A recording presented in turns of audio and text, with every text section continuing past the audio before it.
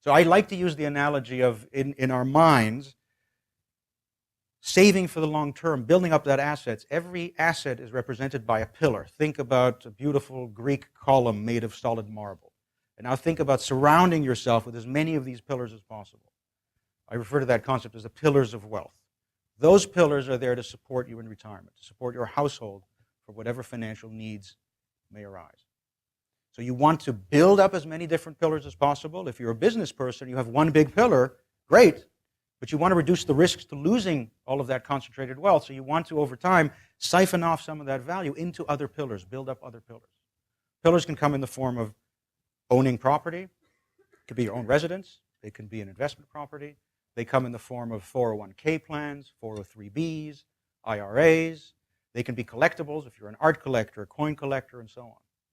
So there are lots of different types of pillars or assets that you can surround yourself with, that you can work building, and you should. If you think about that analogy, it will help you to stay focused on what you want your life to look like 20 or 30 years from now. You want to be surrounded by those pillars. Now, to protect those pillars, we have a number of techniques available. Insurance, liability insurance, disability insurance, life insurance, and so on. Having those in place is like protecting the foundations of your pillars, making sure that those pillars don't deteriorate over time, making sure that they're there for you. You could put another layer, imagine putting a huge big dome over that entire structure now, through the estate planning process. Put various assets in a trust, now they're protected from creditors, they're protected from various other sources of danger.